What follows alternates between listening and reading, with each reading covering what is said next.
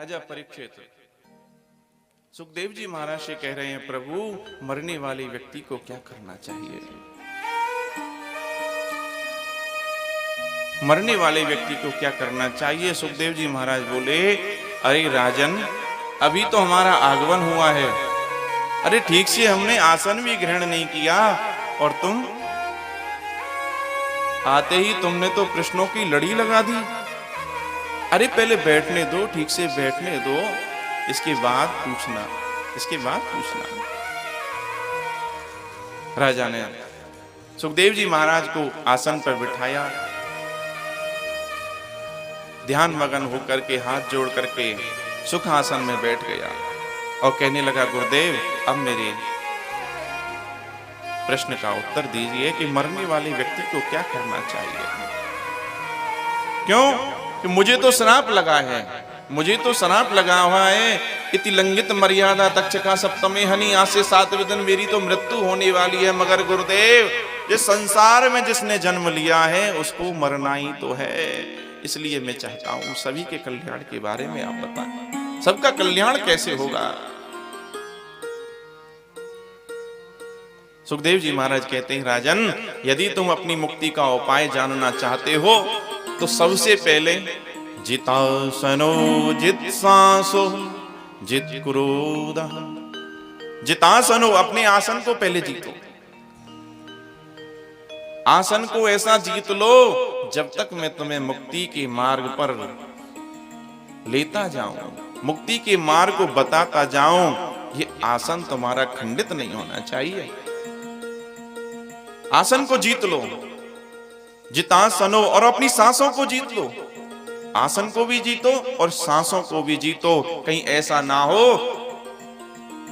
ये कथा श्रवण करते करते ये तुम्हारी सांसें रुक जाए, इसलिए अपनी सांसों को जीतो। प्राणवायु को शुद्ध करो और अपने क्रोध पर विजयी प्राप्ति करो राजन, क्योंकि क्षत्रियों का स्वभाव होता है क्रोध करना। क्षत्रियों को बहुत जल्दी क्रोध आ जाता है, इसलिए राजन क्रोध नहीं आना चाहिए। पहले इनको जीतो, फिर हम तुम्हें आगे की कथा श्रवण कराते हैं। हाथ जोड़कर बैठ गए राजा परीक्षित, गुरुदेव मैं तो कब से आपकी प्रतीक्षा में हूं, मेरे ये कान तरस रहे थे, मैं कब आपकी अमृतमयी वाणी को श्रवण करूंगा। आप मुझे कृपा करके अपनी अमृतमयी वाणी को श्रवण कराइए गुरुदेव।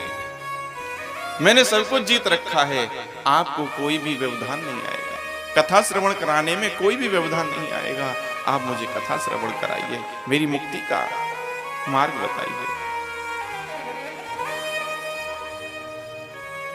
सुखदेव जी महाराज कहते हैं, राजन, श्रीमद् भागवत का आश्रय जो व्यक्ति ले लेता है उसको किसी प्रकार का भय नहीं रहता।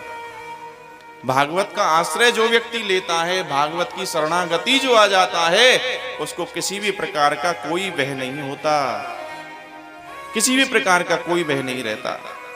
और जिसकी जो कामना होती है वो कामना पूर्ण हो जाती है। जो भी कामना होती है वो कामना भागवत श्रवण करने से पूरी हो जाती है।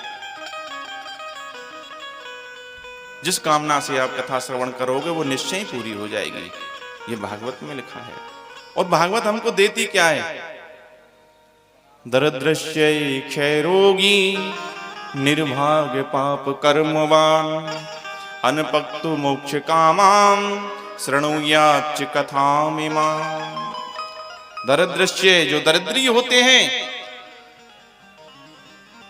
वो निर्धनता को छोड़ करके धनवान बन जाते हैं। और क्षयरोगी, क्षयरोगी तो टीबी के रोग को कहा गया है।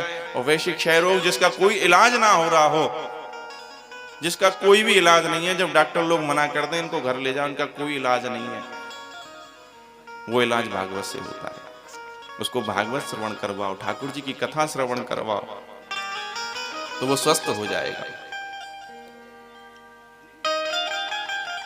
जो पापी व्यक्ति होते हैं वो भी इसका आश्रय लेकर के, महापापी व्यक्ति भी इससे तर जाते हैं।